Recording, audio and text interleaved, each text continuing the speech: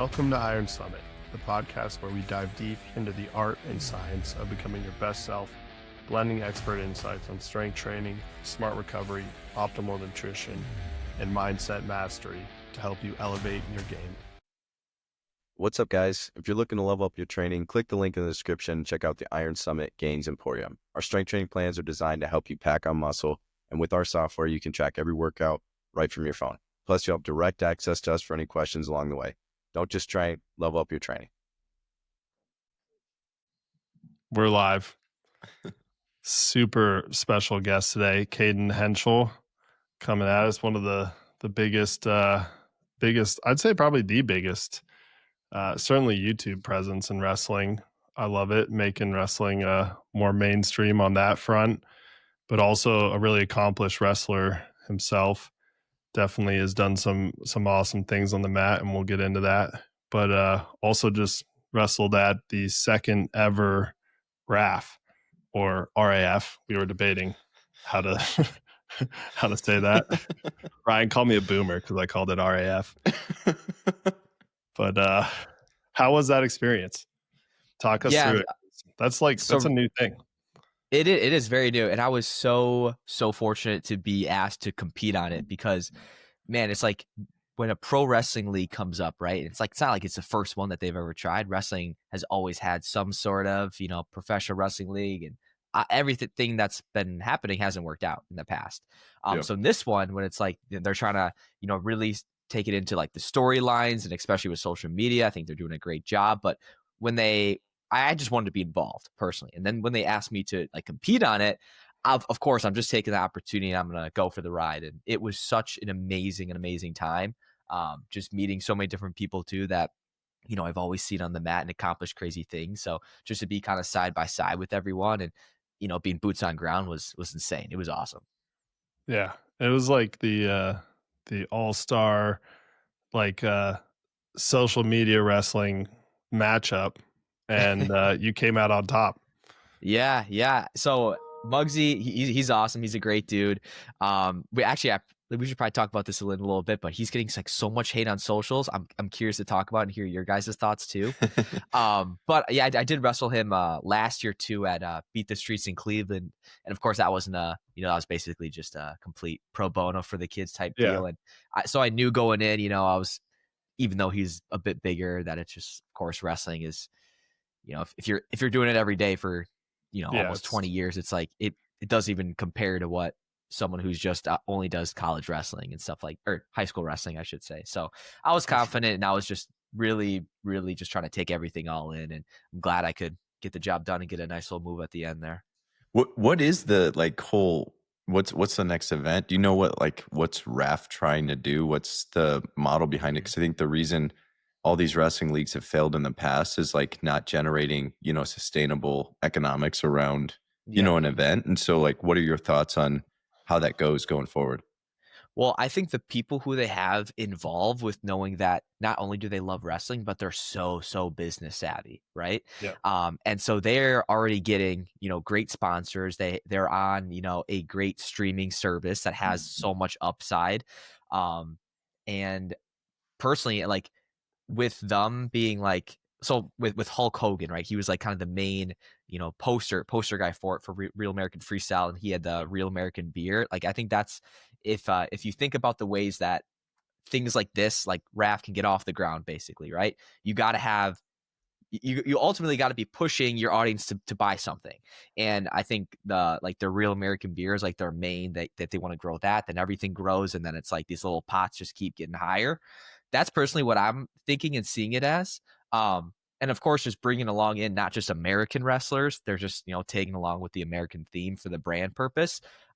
Just continue to get it to worldwide stages. And I already know, and I've talked with even people from different countries about it. And it's like, people are talking about, RAF in other countries, and they want to be a part of it. So it is already a really big deal, even though there's only 2, shows put out so far. Yeah. But I think what's awesome that they're doing too is it's more like the matchmaking, like the UFC type approach, rather than, because every other aspect of wrestling or every other league, it's tried to be like very much meritocracy, just like where we competed in college wrestling. It's like you win your match. This is just like, let's find a cool matchup and put it on a card and let it rip. Totally. Yeah. And that's Totally. and like some trash talk and like I Yep. love it. It's like bring that showmanship to wrestling.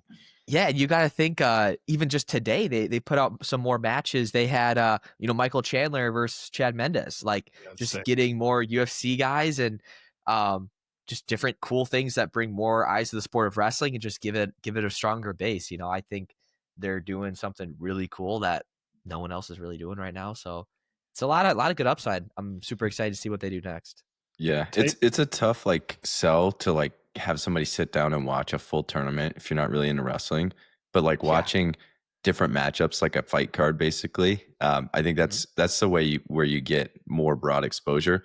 Although I don't know, wrestling, I love wrestling. I hope it gets to a super mainstream, sport, but I also just kind of feel like it's one of those niche sports. I don't know if it is for everybody. So it's interesting. I'd be curious to see like, how this goes the next 5 to 10 years. Sure. I think a big thing, people need to see wrestling as cool. Yeah. A lot of times people just don't think, they see the singlet and ultimately everything they think about then is like, I'm not going to wrestle. Everyone's just basketball, football, whatever. Yeah. So it's like, I think so many people get turned off instantly once they see that there's two dudes and let's say it's a high school and let's say they're not put together and it's, they're high school kids in singlets. It's like when you're a kid and you're seeing that, it's like, I don't want to do that. Or, I mean, that's why if you guys want to talk about this, but I think just the singlet needs to go to 2 pieces. Really? Oh, okay. Totally. That's a hot take. Really? I mean, I see the argument behind it, but here's you want to hear, I don't know if it'll work in high school, but for like college wrestling, go 1 piece spandex bottoms. So like a UFC type. Okay. Like a UFC type. But then you're like to play devil 1 piece. Do you mean 2 piece? Just spandex shorts. Like it can still be like a shirt, or is it still cut off like a no shirt? So it's a singlet. No shirt. You're saying wrestle in your underwear. Pretty much. Go the other way. So you're even going one step lower than the singlet. Is that just Oh Max my said, god. Let's go back to Greco-Roman and just go naked wrestling. Yeah. He basically did say that. Yeah. Well, I mean, look, that's what they do in the UFC. It's no shirt. You can wear shorts or spandex. I'm fine with shorts. They're fighting each other to the death basically to get a knockout. We're just but it's like part of it is, I mean, I think you can't grab a sweaty chest, dude. Have you ever wrestled maybe in high off? school? In high school, we can go 2 piece. You can wear the shirt, but you get to college athletes, like people like seeing physiques, like people like that aspect. So like college wrestlers, I mean, besides some heavyweights.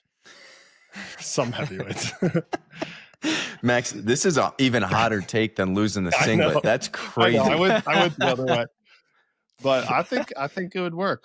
We did that in freestyle a lot, where everybody takes their shirt off for goes because you got to really gut somebody hard because you'll slip. I can't imagine trying to like cross it'd be or tight waist tilt. Like no, there's no way. I sweat too much for that. You're not tilting like a singlet's not that much. It gives you enough though. When I competed on this, do you guys know about that 30-second takedown that they put on? Do you guys know anything about that?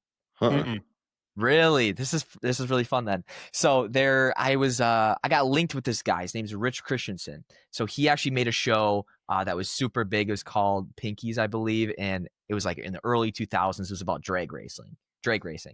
And he loves wrestling, but he's always said he wasn't as passionate about drag racing as wrestling. And he wanted to get a wrestling show and get wrestling off the ground in a sense. So actually, I think it was almost 2 months ago now, it was basically a 30-second takedown competition. You didn't have a shirt. You're just in shorts, and you had 30 seconds to get a takedown. If you win, you advance basically to the next round. So think about like a fight club, 30 guys standing around. You just go until there's one guy left. So that's what happened, and it was very, very cool. It was a dope experience. Nothing is like posted yet because I think they want to get it like sold to a show. They just want to do it one time. But that was a super cool thing recently that came up. So we'll see. All right. So look, I mean, someone else is on to my Max. You're talking about beach wrestling, dude. Honestly, That's thing true. is like literally beach wrestling. Like in California, it was huge. We'd have our guys at Stanford would go out and like do it. on the weekend just for fun. There'd be a tournament and you just like go out there and catch Yeah, the tan beach and wrestling is cool. yeah. It's Dude, different if out fan, but the only thing with beach wrestling is when I look up tournaments, they're on opposite sides of the country. And Yeah. I'm like here in Wisconsin, like there's very, very little, very, very little. But Get some lake beach I wrestling. would love to do it. Yeah. Yeah. Let's circle back to what you said. Why are people like, what's the flack about on social media? So for Muggsy on people saying? For Muggsy.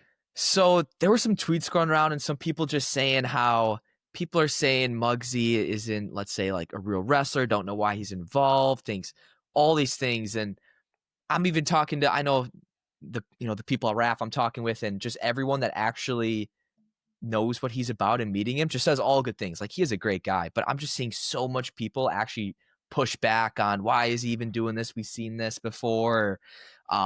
Really just weird stuff that I probably even will make a little post on it, because it's just like, it's really weird that even people like in wrestling that know wrestling, and I'm curious to hear your guys' thoughts. Maybe you're different. Everyone has their own opinion, but it's like, if you get a guy who has a talent in a different way in wrestling, he can still belong there and make an impact, and we should root for him rather than, pull him down. For sure. So I think like that's part of the intriguing thing about RAF is like, you can make matchups not based on pure wrestling merit. It can be someone's attention they draw to the sport. It can be just an intriguing match, like Chandler and Mendez. Those guys haven't trained just wrestling in a long time, probably leading up to the fight or leading up to the match. They'll train a little bit, but it's just at Iron Summit, we are about getting everything we can out of our workouts and everyday lives. If you aren't wearing a pair of barefoot or wide toe box trainers, you are leaving gains on the table. The Sashi Athletics Ronin Ichi Minimalist Trainer is a perfect barefoot shoe. Not only does it perform like other major brands on the market, it is actually good looking. Even my wife says so. Get a pair today for 10% off with the code IronSummit10. Link is in the bio. That's what I like about the matchmaking aspect of RAF is you can pull people for different reasons, and it just because someone's not, an Olympic champ or a world champ doesn't mean that they're not good at wrestling, and it's not intriguing. Like, sure, super intriguing to see how, like, you versus Muggsy. That's like, I was intrigued. Heck yeah, I'm gonna watch that. Same with like, I would love to see. Let's get Giorgio Poulos on RAF, right? Like a non-hand-picked match. Yeah, not a hand exactly. Let's see him match up against someone. Let's go. I mean, you guys are similar size. Let's make a match. Yeah. I would love to. Yeah. If we were probably within 10 pounds, I'd probably do it. Super intriguing. Also, it's different wrestling a full freestyle match than going like one takedown. Sure. It's just Max, it's different. I think your one problem there is those guys are definitely going to train. Just going back to the wrestling match coming up, they're too competitive. They're going to train a bunch going up into that. They're going to train into it for sure. For sure. But Cayden, I agree, man. I think the one thing about that's kind of good is like, unfortunately, hate comment stuff. Like, it probably drove a lot of engagement, which probably helps the next event. So hopefully, he's doing all right. But that's part of it. Every sport needs like some kind of villain, and if he's gonna get pegged that way, I mean, hopefully he capitalizes off it in that sense. But I think it's an interesting story. I completely agree with you, and I think I was even going to take that along too. Of like, people are talking about that match. Like, you had world champions on the stage, like people that are actually wrestling for like a RAF title belt, right? But why does me and Muggsy get the first, let's say, million viewed video, right? Like on their channels, like people actually like would care about that and watch it. So there's merit to that. So that's interesting. Yeah, they're intrigued. I think it is interesting. Also, Ryan, I wasn't saying they're not going to train at all. They just haven't trained just wrestling. They're not like on an Olympic training cycle. They will be. Those guys are too competitive to not like align everything to their next fight, event, match, whatever it is. I guarantee it. If somebody said, Max, you got an MMA fight in 10 weeks from now, you tell me you're not gonna, go train. 100%. Like, but crazy. That's 10 weeks, not like 6 years. Yeah. All right. It's not like it's not the full-time job until that match gets made. It's still going to be super super interesting. And obviously they're both phenomenal wrestlers with phenomenal wrestling backgrounds. Yeah. But yeah, no, that's what's cool about this is you can just make intriguing matchups. To that point, Cayden, how'd you train? Because did you do more like a training camp leading up to it? Because it's not like a college season where it's like just be ready whenever. You got to be ready every weekend. You had a set date, and it was peak for one event. Yeah, it's very interesting. So my training schedule and I guess what my life has come to from this past college season has been very, very, very different. So how I prepared for this match, actually, I'll take you back. So I currently still live at like the same, let's say, apartment compound that I was at the past couple of years training for college, just 2 minutes away from Parkside, basically. And I cannot go in and train during their practices and wrestle with the guys because it'd be like against the NCAA violation unless I'm a volunteer assistant. I'd love to be a volunteer assistant and wrestle. But because I do social media and I also sell product to wrestlers, younger wrestlers, I would have to stop all of it, even if I wanted to be a volunteer assistant, not even on the payroll, to be able to practice with the guys during practice time. Wow. So I just basically had a couple teammates basically that I can just wrestle with outside of those hours, which have been nice. But it's like when they're training, it's like sometimes they don't want to get a second practice in the day or all these different things. And that's just something that I'm like really trying to figure out of like the gray room around it, because I know there's a lot of D1 guys that are they're not on staff at all, but they still want to be able to wrestle 2 or 3 times a week. Like I was talking with like Nico, how he's on a similar thing. He doesn't want to be involved with the administration, but he's part of like the RTC basically. So it's just like different ways to think about and kind of do it. But I wasn't going like 5 days a week at all. It was slim. I do a lot of like business work, and I'm really I feel like I'm even more busy now than I was actually wrestling a couple times. That's saying 2 workouts a day or something. But I stay busy, and I mean I was prepared regardless. So. Yep, you got the job done. So whatever you did, it worked. Yep. Yep. Yes, sir. Do you speaking of your training, do you lift weights? I do. I actually just got back from a little leg day today. Heck So, yeah. So was that part of the build up to RAF? I would say it wasn't like a main focus. It was just something that I would do. I'd say. I do actually, one thing that I have been incorporating a lot is like coil training with like landmine. There's this dude on Instagram. If you guys had him on. Yeah. We had him on. Like yeah. He's cool. So I really love what he shows, and just like trying out those movements. I'm like, dude, this is sick. I was thinking about going to one of his like trainings to be like certified in it, just to know how to like teach it or show it or do it properly. But it's pretty cool stuff. Yeah, it's awesome. That was actually one of my favorite episodes.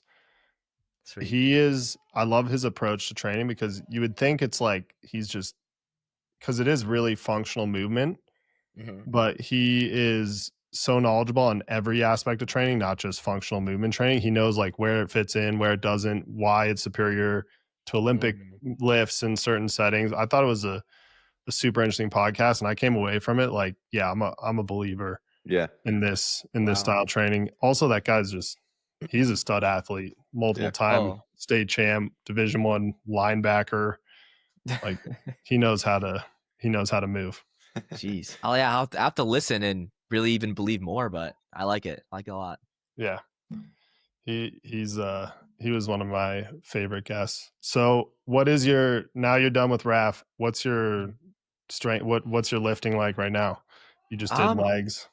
Yeah, usually it's like a push-pull leg split. Every now and then, just throwing a couple different things. Kind of do abs as often as I can.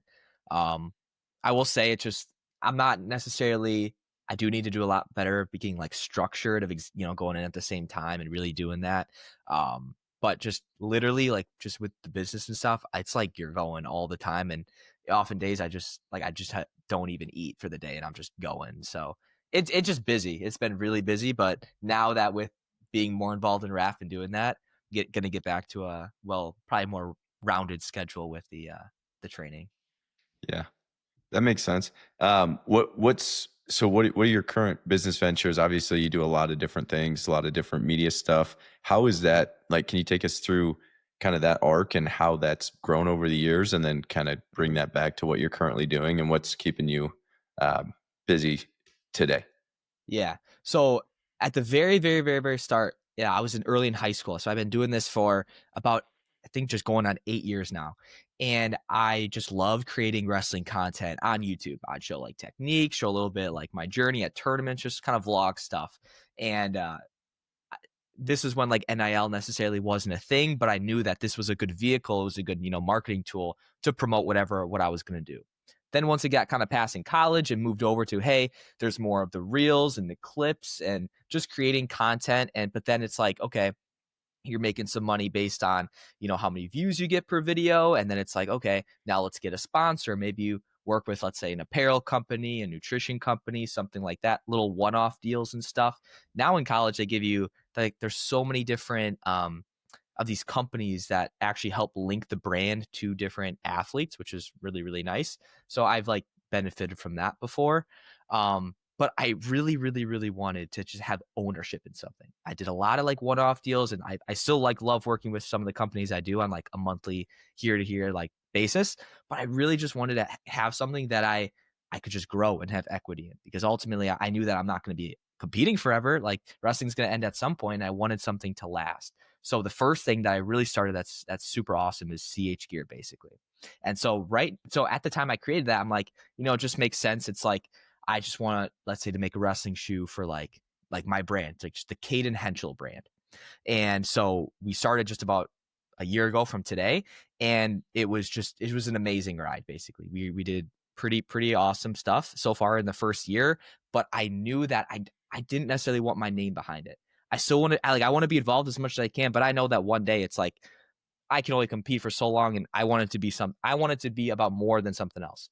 So that's why recently I'm really taking the time to push like the CH Gear brand into like basically our message, which is chosen higher. So like we put that in our boxes now. We incorporate that into the message and our mission behind it of like really creating wrestling gear just based on like to be chosen higher, really have it be faith-based, just to know that, God is number one and he should be the focus of our lives. And I think just growing, basically making an altar for God to glorify him. And then he's, just blessing us with our gifts and talents to do what we can do to spread the message. So that's currently the biggest thing that I'm doing. But then I also have created a wrestling app called Wrestle AI, which is super cool. Got linked up with a really smart high school guy, and he's killing it. But that app has been super fun and rewarding so far. Couple questions. One is Mhm. how do you go about designing a wrestling shoe? Like what do you like what goes into that?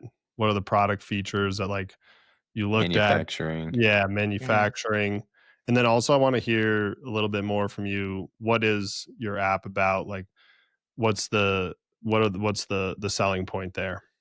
Yeah, so for the manufacturing side and the designing of the shoes, so I will give so much credit to my partner. So Brock is my partner. He lives over in Michigan, former wrestler, wrestled at Central Michigan and also in Wisconsin, was a couple of times state champ. And he actually had a wrestling shoe brand before he teamed up with me. So he started like 3 Point Takedown was the name of it. Hmm. And I basically told him, I'm like, dude, like this can be something even bigger. Like this, like really team up with me. We can really crush it. And so far, I think he's happy with the decision so far. But he does like a lot of the designing and shipping where it's like, hey, we get mock-ups done, let's say on Fiverr of like, hey, can you like, here is our like outline of our shoe. If you can let us know, we want these colorways, we want these kind of features just to get, using, you can use AI to do this. But then once you have like the graphic done and the colorways and what you want, then you just talk to a manufacturer, which there's like zero manufacturers in the United States, or if it was, it'd be like so expensive that's why no one does it. Yeah, it's Um, impossible. yeah, and so we go overseas. There is a supplier like in Mexico that we're like kind of looking at, but if you would want something, you aren't going to get it until 9 months later. So Hmm. it's like wild turnaround times. That's a really really big thing in the wrestling shoe industry. Um, but yeah, he basically stays up late talking with people who don't necessarily have English as their first language, and we try to get things across as best as we can. but he basically plays that admin role a lot more bigger than I do in the company. So Do you guys do you have to pack and ship all your orders? Do you have like a fulfillment center? Like, how does all that work?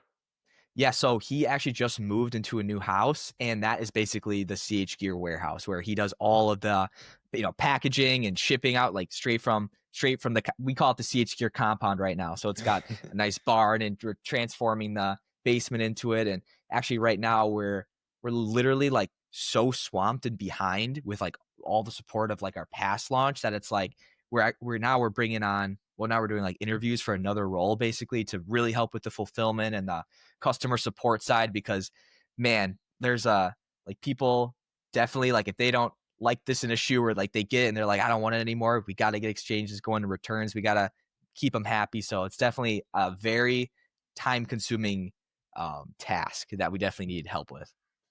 When did your shoes launch? Did you wear these in college? So I did. Yeah. So thankfully it was for my last year of my senior year wrestling. We got it where I could wrestle in every match from then on out. We had, so initially we had 4 colorways come out in September, and then we did a Christmas shoe drop, and then I think we did 7 more that kind of February, January timeline. So now I think we're sitting at 24 shoes. I think we came out in just about a year. So I did wear our newest model in our new shoe, and shout out to Muggsy. He also wore the USA shoes out there too. You got your opponent to wear your shoes? Yes, That's I savage. did. That is the only time that has happened so far. I was curious on if anyone that I would wrestle in college would do it, but it is pretty cool. Yeah, they're cool. What would you like? Is there a wrestling shoe that you liked before you launched your own? You kind of wanted the feel to be like, or like what improvements did you make? As a wrestler, like your shoes are a big deal. You care about the shoes you're wearing, like, and everyone has one they like and like the feel, and like, so talk us through that. Yeah, so the first thing that I loved about the wrestling shoes I loved the most were like the Asics Omniflex, and those had a zipper, and I really, really love that. So that's why we kind of incorporated the zipper first on our first drop, and now for our most recent drop, just about a year apart, just because I just love the conveniency of it personally. And we've tried 3 different soles now. The soles that we have now, I think, are my favorite.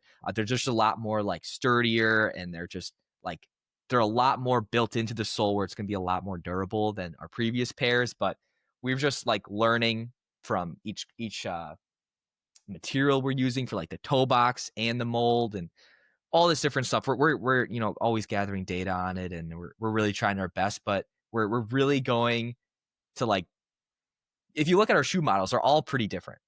So I think that's a cool thing, that a lot of brands maybe keep the same shoe the entire time, but we've switched it up a lot in a year. So I think that's something we're going to keep playing around with and continue to make, different shoes for everyone. So yeah, I remember I used to wear them in high school, like the original Cale Sanderson wrestling shoes had the zipper. Sure. I love those. Yeah. Those they kind of are reminiscent of that, which those were 6 shoes. So that's a good thing. Totally. I think the first ones that ever had the zipper were like, I think they're called the ASIC 54s. They had like 2 colorways. One was like a black and like yellow. The moon boots. They call them like the moon boots. Yeah, but they had the aggressor bottoms. They were sick. Yeah, I love those. Yeah, I was a big I had a pair of those, but I liked Rulons growing up, like the whole they were cool shoes because nobody could get them anymore. But the blue Rulons were by far the best shoes I've ever worn. Yeah. Well, what about the blue Rulons? Just the Rulon in general, that is way better than any other shoe. The grip's awesome. I think the blue ones just look cool, but the grip on like old school aggressors, like the aggressors now, I think, wrapped around. Yeah, like, and they lasted forever. Fit. Yeah, they lasted forever. They fit really. I was a Rulon guy as well. They just, even like the aggressors, they just weren't quite as good as the original. Aggressor ones were decent. I like them. They still like lasted forever. Past that, they like planned obsolescence was definitely put into the shoe, and you're like, all right, after a year or so, I'm gonna rip through these. But I don't know. They were just sick. They were good shoes. That's so interesting, because I know for a fact that I think just companies or manufacturing plants just are making things less durable. Yeah.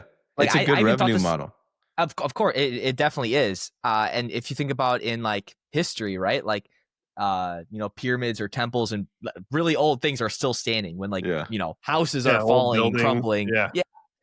It's just very weird to think about and trying to manage. And I don't like if I knew exactly what that material was that they use in those Rulon shoes, I would see if I could do anything about it and get our own. See, But that's what I'm talking about though. The fact that you would try and make the shoes durable rather that's true. than to give out, that just like probably speaks to why you should check out some CH gear. And that's one thing that we can also do better too, because just knowing exactly, because I couldn't tell you exactly what the sole is made of, the exact mold or whatever they're using, but that I think that's very, very. I probably should know about that. I should probably know about it, but it's hectic. It's so busy. Can you That's talk good. about a little bit about like social media pressure? I mean, I'm just thinking like obviously now there's probably less of it. You've got a good following and everything is, you're not competing every weekend like you were in college.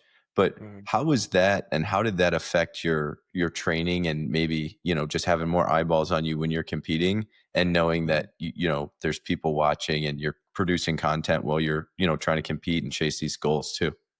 Yeah. So it definitely changed from high school to college. In high school, I was like completely fine with it. I just wanted to make an awesome like video and just to be able to capture that memory, because I know that when moments pass in life, like it's only a memory. But if I can see it back like on a video, that's something like I want to show my kids one day. My dad had like only one wrestling tournament I could watch of him, and I would love to see him wrestle, just to see how he was. And that was one thing that really got me started. And I had like I didn't really think of any pressure because there was no money on the line. It was for the love of the game. It was just, I just loved it. Then when it got to college, I knew that it's like, hey, man, I have zero money. And like, I can't, like, I knew that that's what I wanted to do. I wanted to create content in the wrestling world. And I didn't want to just like work a job, like a job that I hated, that I just didn't want to do that. So when college came around and I wasn't doing well my first 2 years, I lost more in my first 2 years in college than I did my entire high school career. The views were kind of, stagnant. It was going down when I lost. And I'm like, I really was like, not like, I just didn't enjoy it. But then is like, I really turned around and being like, I really got to do it for legit the love of the game again. And even having that kicker to be like, hey, you got to do good so that you can make this a reality, so you can continue to do this. And I think like with the combination of those two, it just fell to a point that I'm like, the better I get at wrestling, the better chance that I can do this for the rest of my life. And I think the more and more that I like convince myself and really just believe that I'm like, I got to be a good wrestler. I love wrestling. I just spend more time in the mat room, ask better questions. Just like everything just kind of like fell aligned for the next couple of years to like, increasingly get better and get better. And so sometimes it was like when I get taken down, I'm like, geez, I hope I get to, let's say, pay rent this month or something. It's just like one of those things. That's crazy. But yeah. So I definitely like the vanity of the metrics definitely drove me, even though I wish they didn't. It definitely did. Yeah, it's kind of inevitable. So obviously you make awesome wrestling content. That is like the focus of your videos, but your following has reached a size where it's unlikely it's like all wrestling. Like what percentage of your following is wrestling versus people who are just interested in what you're making and doing? I would think everyone has wrestled or is interested in wrestling, because I remember being in high school. I was just a high school kid that would post pictures just like anyone else. But now it's like, I don't know anyone in my, old high school that just follows me or likes my stuff, because, I think we live in like an interest media where what pops on your feed is what you're interested in, and I post only wrestling stuff. So if you're interested in wrestling, I'm sure you're going to see it. So yeah. Well, it's pretty cool because I know a lot of people, and Ryan and I have heard this even just with the podcast, like, oh, if you want to get a bigger following, you got to talk about more than just wrestling. But you're kind of like the example that that's not really true. It's There's plenty of possible. interest. It is possible. There definitely is. And I don't think there's like, I don't think there needs to be competition in like wrestling content, because there's not. It's content. Like if you do it well enough, you do it to your best extent, and you fill the gap in the market that's missing, you're going to win. So to that point, like, I mean, you've done a lot of volume, right? And I think that's why you got really good at this, right? But do you think about that Like, are there certain things that milestones or certain things that you changed along the journey that made you feel like you're like, this leveled up my content or my following because I made this specific change, or just like slowly ratcheted up as you did more things, you got better at everything, and stuff started to take off more? I will say that doing long form YouTube is the best decision I ever made. Hmm. Because everyone's making like day in my lives of like on reels and all these things, and it's very very like accessible content that anyone can do, anyone can post and film. But really like taking the time to make a full length video where, heck, when someone clicks on your video, they're going to see you for, let's say, 10 to 20 minutes instead of, okay, I see you like on 8 seconds on my Instagram. Like the comparison is like, that's where you build actual loyalty in your audience, by like long form, like you guys are doing a podcast. You guys are always going to have those main people who love your podcast to watch it. Of course, you're going to get maybe, let's say, some fans of the person you're doing, or just maybe some views, but then you just keep growing and growing and growing, rather than it's like it's just a new scroll every time and you see them for 4 to 5 seconds. Versus, heck, if I came up on your screen once a week and you watch me for 20 minutes versus 7 seconds, it's like you build a lot more loyalty and like trust in the person that you're watching that way. But then it's just like adapting to the times of in social media, where it's like the vertical videos with TikTok and clipping, and just doing just knowing what hits with trends and stuff. It's just hopping on things early, and just honestly, yeah, it is just volume too, like you had said. So Did you do you edit all your own content? Did you always do that? How did that curve go? Because I think some people are like, "Hey, I want to do this," and then they try to edit stuff, and it's like they're not good at it, or it takes them waste too much time. How do you think about editing, and what are your thoughts on like producing a perfect content versus just like to keep doing it until you figure it out? yeah. So when I first started to learn editing, I was a freshman in high school, and I was up like literally obsessed. If I could be as obsessed about wrestling, it would be basically of editing at that time. I would sit on even at that time, it was like a 10-year outdated Power Director editing software on this really old Dell computer that would take 8 hours to make an 8-minute video. Like now I could probably do that in 10 minutes here, but I was that dedicated where I'm not, let's say playing video games, where I definitely could have been playing Black Ops 2 in the prime at that time, but I'm sitting there, I'm sitting there Nazi literally. zombies. Yeah, exactly. I definitely could have been doing that, but I really loved the process of editing and making things to come together, and getting audio and learning that, wait, I can use whatever song I want by putting in my YouTube video, by going to YouTube to MP3 and learning all these things. And over time, it's like technology increases, and then you get some more bandwidth to upgrade your equipment, and then it's like, wow, I can basically get out a video in like less than a couple hours, let's say, depending on the video. And it's also much better. So I do all my editing. For the podcast, when we did Clash of Combat, when we were running, my buddy Crosby actually did all the editing and stuff for that. So other than that, I do all my editing, and it does take a lot of time. Yeah, that's So a lot. and a lot of wrestlers do want to get into social media, as they should, but it takes up so much time that I know that if they don't love it, their wrestling will definitely fall for it, if that's their main goal. So What do you use as like your main editing tool? I use Final Cut Pro is my main thing. Okay. Final And then Cut if I Pro. do my captions, always go into CapCut and just AI it, and it's done. There you go. Nice. We're Yeah. taking notes here. Yeah. Well, I feel like AI is there's such a great, we're at a place where it's almost going to be able to do a lot of editing. I don't think it's going to get you 100% of the way there. Like, you got to have the knowledge, like you have to, add the final touches, make sure you're doing it the way it needs to be done. But it might take out some of the busy work of cutting through some media and less like, I don't know, going through stuff. I just wonder, the other thing with editing, it seems like you kind of get locked into an ecosystem, because like one system's a little different than, DaVinci Resolve versus Adobe versus, Final Cut or whatever you're using. And then as things upgrade, you got to there's kind of a big switching cost to go to something new. But I don't know. It seems like a lot of them do very similar things. It's just kind of what you like. Yeah. No, that's definitely true. personally, I just love Final Cut because I don't have to save my stuff. Like if I was on Premiere Pro, I have to save every time, and I'd be freaking out if it crashed and everything's gone. So, and I just think Final Cut is just so user friendly. Like it's maybe it's something because I've learned it now, like the back of my hand. But yeah, once you get going on one editing software, it's gonna be really hard to change. Wait, I want to end on this topic. What are your hottest takes for D1 wrestling season this year? Hottest take, like for a champ? Hot Or for what? a champ, or team trends. I don't know. You know a lot about wrestling, and I want to know. I'm just trying to think if I have a hot take. I think Penn State might take the team title this year. That's not a hot take. Super hot take. It's a cold take. Yeah, that's a cold take right there.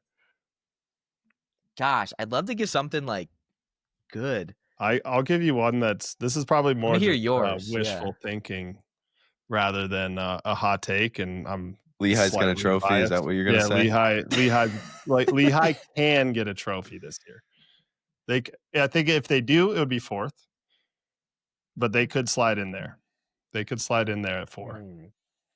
I saw that coming. Yeah, that was easy.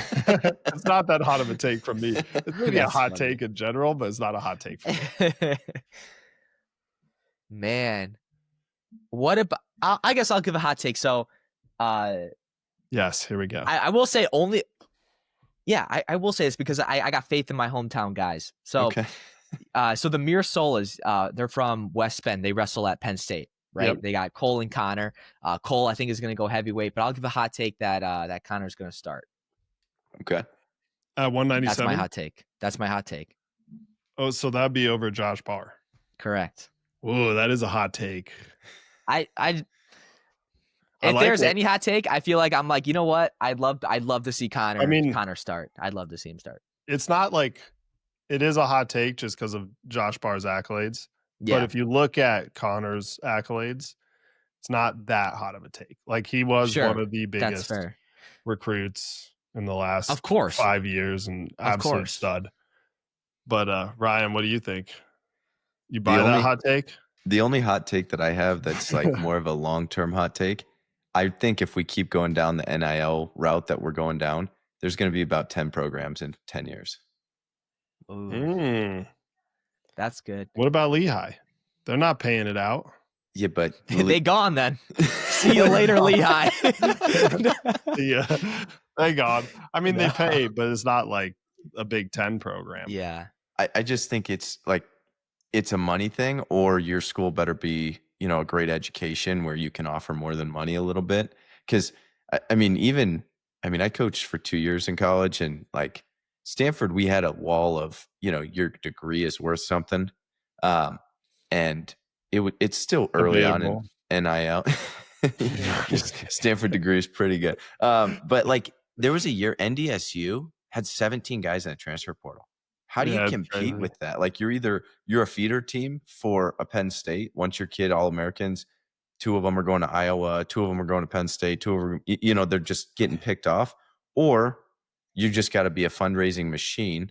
Because I don't know. I don't know if the rules change. I don't know if whatever, but there's some schools that got some deep pockets, and then there's schools that really don't. And I think it's a little scary for the wrestling world. This isn't necessarily a hot take. It's more just a statement. I'll let you guys react to it, but I am skeptical how these deals are coming to the surface. I think it's because like you're not supposed to talk to someone until they're in the transfer portal. You're not supposed to be. I know, which is like donor talks to them. Yeah, but that's not technically allowed.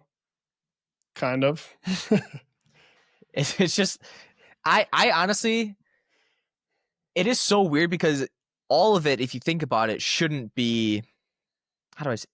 It's just so weird. You just got like a rich dude that's like, yeah, come to my program and win for my team. But it's like, no, we should put a limit on what you can say or when you can say it, or for sure. I think it's.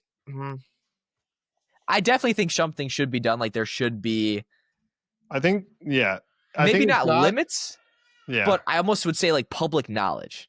I think that would be a lot better than it just being under the table, like where things are shady. If everything's like maybe in the open, but then it's just like I would hate that too as a kid because I never wanted to turn in Yeah, a like NIL negotiate in thing. public. It's a weird pressure added too. Like you're like, oh, I got paid 500 grand this year. Hopefully I do well at nationals. You know, like I think there's a lot of Sure. extra donor pressure of you better produce now. Um, I don't know. I don't know that it's in the money train. Like I don't think there's like this crazy extra amount of money. Like it'll dry up eventually and be concentrated in a certain amount because there's no ROI. It's you got a lot of money and you're playing fantasy football with a wrestling team. Like it's not.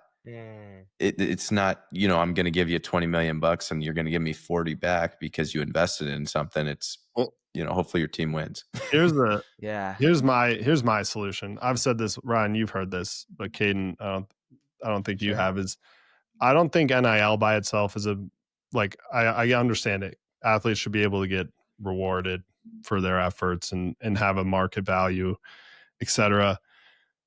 I don't think the transfer portal and the rules they are today by itself are an issue where you can transfer without any penalty, because really you should be able to go the right place for you. But the combination of the two together is dangerous because it's unlimited free agency. That's more negotiating power and freedom than professional athletes at, you know, like a big four professional league team have. Like they have contracts, they're locked in, and I know they can like try and structure the NIL payments to, you know, escalate so you're incentivized to stay. But as long as someone comes and offers you more than your next year's escalating payment, who cares? You're out. Yeah. So That it's is a true. combination of the two that makes it weird. Yeah.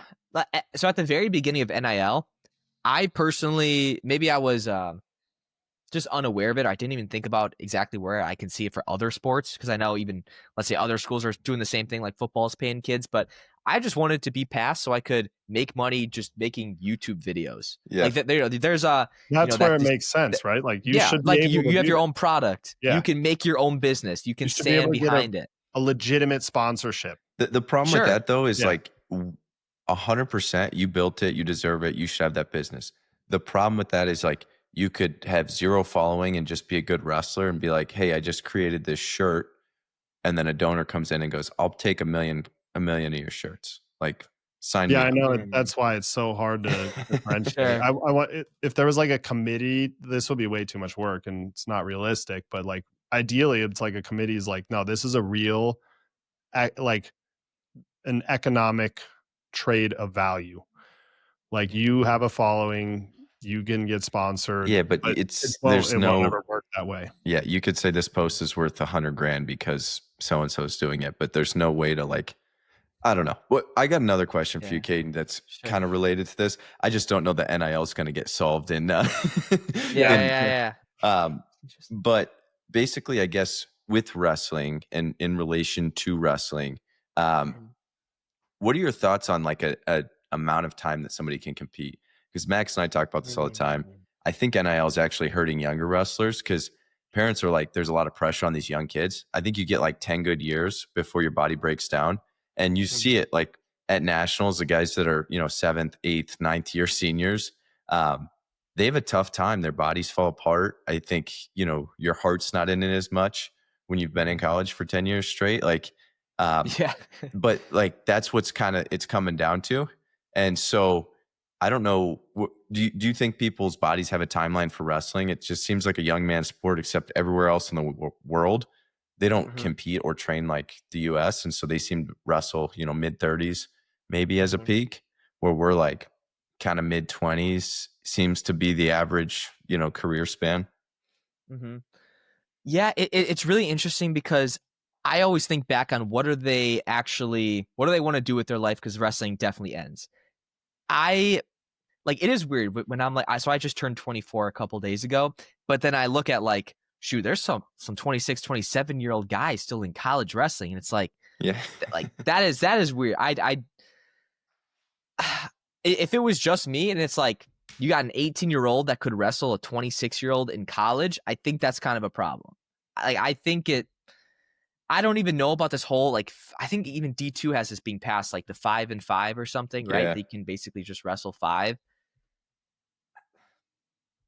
I think it's cool because it gives kids a more opportunity. Like if you're a wrestler, you would take it. So you can wrestle because wrestling, anytime to have the opportunity to wrestle is a great opportunity.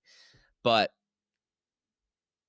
I don't know. Well, I you would could say go less. I don't. NAIA for 2 years. There's nothing against, or not NAIA, Doesn't JUCO. count. You go JUCO for 2 years, they become a feeder team for a college, and then you can go into college. You got 5 years of eligibility. You could take a red shirt and then an Olympic red shirt. Like you could do a 10-year college track if you played your cards right, or if you had a bad injury that you could take a medical red shirt for.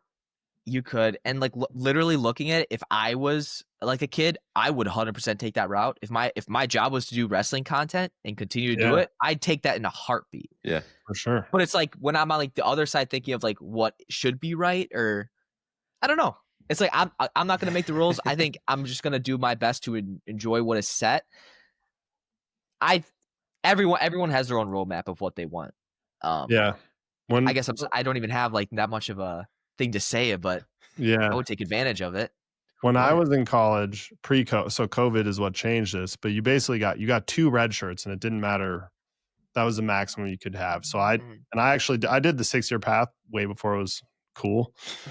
I got a lot of flack for it back then, even though I went into college as a 17-year-old. So I graduated like the same age as everyone else. But I got a normal red shirt, and then I did an Olympic red shirt my second year. And then my junior year, I missed the whole year because of a knee and then an ankle injury, but I couldn't get an injury red shirt because I had already taken the Olympic red shirt. So it was like a 6-year like clock was the way it used to be. But then COVID, they took that away to make up for that year. And now, you got like 8-9-year seniors. They keep getting injury red shirts. I don't know. I don't know what the right solution is. Because it's also kind of just like bad luck if you do get injured more than once. So I don't know. It's complex. It is complex. And then like even the more I think about like, let's say an 18-year-old like wrestling a 26-year-old, but then you see like high schoolers can beat these guys, like the best of the best guys with all the young success that United States has. That's like, is it an advantage? I don't know. If you're a better wrestler that in that match, you're going to win. So I don't know. I think it's a great opportunity for everyone that if you're old and you still want to wrestle, you can do it. And if you're young, I guess enjoy it while you can because it goes fast. For sure. Well, man, we could keep talking about wrestling for a long time, but we'll have to get you back on because I know we're wrapping up here. Do you have anything else you want to say to everyone? Anything else you want to touch on? Yeah, I'll just say thanks so much for having me on. This was super cool. So one thing I've been saying recently too with like the whole RAF card is just if we want wrestling to win and you want more opportunities in wrestling, you got to really support wrestling at that scale. You got to watch these events. You got to go in person. Like if you're a kid and there's a college close to you, go to a college wrestling duel. Just like be there in person, soak it in, because you're going to be there someday if that's your goal. So you got to get there. You got to be supporting it one way or another. So that's what I'd say. Heck yeah. Awesome. Well, really appreciate having you, Cayden. And we'll definitely have to get you back on. We'll see if your hot take plays out. Sounds good. All right. Thanks so much, guys. Take care.